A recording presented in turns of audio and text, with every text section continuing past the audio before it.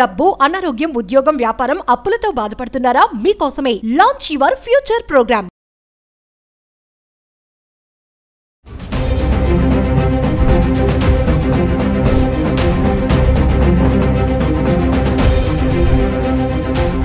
Suman TV ప్రేక్షకులకు నమస్కారం. భారతదేశంలో బంగారు నిల్వలు బాగా ఎక్కువగా ప్రభుత్వం పెంచుకుంటుంది. ఇది నిజమా అంటే 100% నిజం.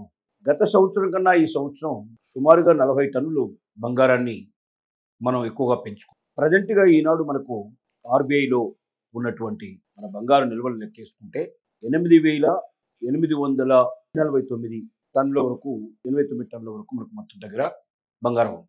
ఈ 8,089 టన్నుల బంగారం నిల్వలు ఇవాళ ప్రజెంట్గా ఉన్నాయంటే ప్రపంచంలోనే 4వ అతిపెద్ద దేశం, బంగారాన్ని అత్యధికంగా నిల్వ చేసుకున్నటువంటి దేశాల లోపల భారతదేశం వచ్చింది. అందుకే మనం ఇవాళ 4th ప్లేస్లో ఉన్నాం. ప్రపంచంలోనే 4th ప్లేస్లో ఉన్నాం. దానికి ఇది కూడా ఒక రీజన్ని మనం చెప్పుకోవడానికి అవకాశం.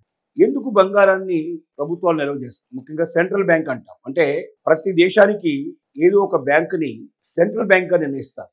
అంటే ముఖ్యమైన బ్యాంక్ ప్రభుత్వం యొక్క కార్యకలాపాలన్నీ ప్రభుత్వం నుంచి వచ్చేటువంటి అనేక రకాల జీవోలు కానీ అంటే ఆర్థిక లావాదేవీలకు సంబంధించిన విషయాలు కానీ అమలు పరిచేటువంటి ఒక బ్యాంకుని నిర్ణయించుకుంటాయి. మన దేశంలో మనం ఆర్బీఐని, రిజర్వ్ బ్యాంక్ ఆఫ్ ఇండియాని మనం నిర్ణయించుకున్నాం.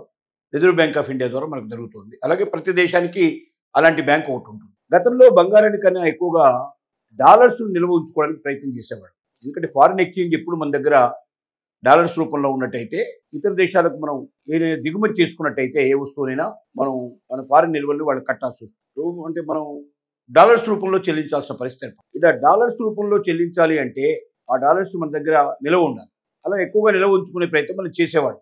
ఇలా చేసినందువల్ల ఏమైందంటే ఇప్పుడు అమెరికా చేసిన పని ఏమిటంటే రష్యాని పూర్తిగా బహిష్కరిస్తూ, నువ్వు యుద్ధాలు చేస్తున్నావు కాబట్టి నీ దేశాన్ని నేను బహిష్కరిస్తున్నాను, నీ మీద ఆర్థిక ఆంక్షలు నేను పెడుతున్నాను, నీ దగ్గర ఉన్న డాలర్ నిల్వలు కూడా నువ్వు ఉపయోగించుకోవడానికి చెల్లుబాటు కావు, నువ్వు ఎక్కడ తీసుకెళ్ళినా ఏ దేశంలో అయినా సరే చెల్లుబాటు కావు, నా దేశంలో నా దగ్గర దాచుకున్నటువంటి నీ డాలర్స్ని కూడా నేను చెల్లుబాటు కాకుండా చేస్తున్నాను, అలాగే నీ దేశంలో ఉన్న డాలర్స్ కూడా నీకు చెల్లుబాటు కాకుండా పోతున్నాయి అనేది నిర్ణయం తీసుకుంది. దీనివల్ల రష్యా చాలా ప్రాబ్లం ఎదుర్కోవాల్సిన పరిస్థితి ఏర్పడింది. అయితే రష్యా తెలివిగా ఏం చేసిందంటే ఒక 10 ఏళ్ల నుంచే అది ఒక నిల్వలు ఎక్కువ చేసుకుంటూ, బంగారం నిల్వలు ఎక్కువ పెంచుకుంటూ, ఎక్కువగా చైనీస్ కరెన్సీని ఎక్కువగా మరి ఇతర కరెన్సీలను ఎక్కువగా పెంచడానికి ప్రయత్నం చేసింది. ఎందుకంటే డాలర్ మీద ఎక్కువ డిపెండ్ అయితే అమెరికా ప్రభుత్వం బెదిరించే అవకాశం ఉందని ముందుగానే గ్రహించి అది తెలివిగా చేసింది. కాబట్టి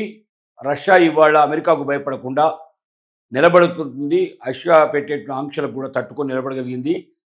అది తన యొక్క గొప్పతనాన్ని నిరూపించుకోగలిగింది. భారతదేశం కూడా ఇవన్నీ పరిస్థితులన్నీ కూడా గమనించిన తర్వాత, అంతకుముందైతే ఎక్కువగా డాలర్స్ని ఎక్కువ నిలవేసుకునే ప్రయత్నం చేసేవాళ్ళం. డాలర్ రూపంలోనే మనకి ఏదైనా ప్రాబ్లం వస్తే ఇతర దేశాల నుంచి ఏ వస్తువు కొనుక్కోవాలన్నా కూడా దిగుమతులు చేసుకోవాలన్నా డాలర్ కట్టాలి. కాబట్టి ఎవరు పంపించాలన్నా కూడా dollars reserve bank of India నుంచే పంపించాలి. ఎందుకంటే రిజర్వ్ బ్యాంక్ ఆఫ్ ఇండియా దగ్గరనే డాలర్స్ ఉంటాయి. మిగతా వాళ్ళ దగ్గర ఎక్స్చేంజ్ చేసేందుకు చిన్న మొత్తాల్లో దొరుకుతాయి, కానీ పెద్ద మొత్తాల్లో కావాలంటే లక్షల రూపాయలు, వేలాది రూపాయలు డాలర్స్ కావాలంటే మనం ఖచ్చితంగా మరి రిజర్వ్ బ్యాంక్ ఆఫ్ ఇండియాని సంప్రదించాల్సిందే. ఎవరి దగ్గర ఎంత నిల్వలు ఉన్నాయని కూడా రిజర్వ్ బ్యాంక్ ఆఫ్ ఇండియాకి ఎప్పటికప్పుడు ఇన్ఫర్మేషన్ ఇవ్వాల్సిందే. రిజర్వ్ బ్యాంక్ ఆధీనంలో ఈ విషయాలన్నీ కూడా ఉంటాయి, ముడిపడి ఉంటాయి. కాబట్టి రిజర్వ్ బ్యాంక్ ఆఫ్ ఇండియా చేసిన పని ఏమిటంటే ఎక్కువ బంగారు నిల్వలు మన దగ్గర పెట్టుకున్నట్టయితే మరి అమెరికా లాంటి దేశం ఎప్పుడైనా సరే మన మీద ఏదైనా ఆంక్షలు విధించి మనం డాలర్స్ని, మనకు దగ్గర ఉండే డాలర్స్ కానీ మనం నిల్వ చేసుకున్న డాలర్స్ కానీ దాని మీద ఏదైనా ప్రతిబంధకం విధిస్తూ అవి చెల్లుబాటు కావు అని చెప్పి తీర్మానం చేసే పరిస్థితి ఏర్పడితే అలాంటప్పుడు మనం ఏం చేయాలి? కాబట్టి చాలా దేశాలు ఇదే రకంగా ఎక్కువ బంగారాన్ని కొని నిల్వ చేసుకున్నట్టయితే బంగారానికి ఏ దేశంలో అయినా వాల్యూ ఉంటుంది, ఎక్కడైనా ఎప్పుడైనా సరే అమ్ముకునే అవకాశం ఉంటుంది, ఎక్కడైనా తాకట్టు పెట్టి డబ్బు తీసుకొచ్చే అవకాశం ఉంటుంది అనేది అర్థమైపోయింది. అందుకోసమే ఎక్కువగా మన దేశంలో బంగారాన్ని నిల్వ చేయడం ప్రారంభించారు. 8,000 టన్నుల పైన ఇవాళ బంగారాన్ని కొన్నామంటే 4వ ప్లేస్లో భారతదేశం ఉంది అంటే ఎంత ఎక్కువగా కొందో మనం దీన్ని బట్టి అర్థం చేసుకోవాలి. అలాగే మన దేశంలోనే 5,000 టన్నులకు పైగా ఇప్పుడు నిల్వ చేసి ఉంది. మిగిలినటువంటి బంగారాన్ని వేరే దేశాల్లో మనం నిల్వ చేసాం అక్కడ ఉన్నటువంటి బ్యాంకుల్లో. ఎందుకంటే బ్యాంకులో కుదవబెట్టాలంటే మళ్ళీ ఆ దేశానికి పంపించాలి. అది చాలా పెద్ద కష్టంతో కూడుకున్న పని. విమానాల్లో దాన్ని పంపించాలి, దానికి సేఫ్టీ కూడా చాలా చూడాలి, చాలా రక్షణ దానికి రక్షణ అనేక విమానాలని దాని వెంట రక్షణ కోసం పంపించాల్సిన పరిస్థితి ఏర్పడుతుంది.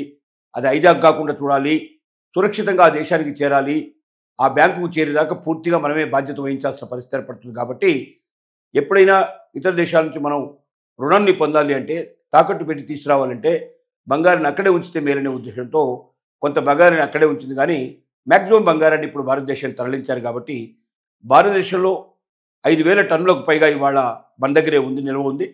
మిగతా 3,000 టన్నులకు పైగా ఇతర దేశాల్లో మనం నిల్వ చేశాం. ఎప్పుడంటే అప్పుడు మనం అక్కడి నుంచి లోన్స్ తీసుకోవడానికి మనకు అవకాశం ఉంది.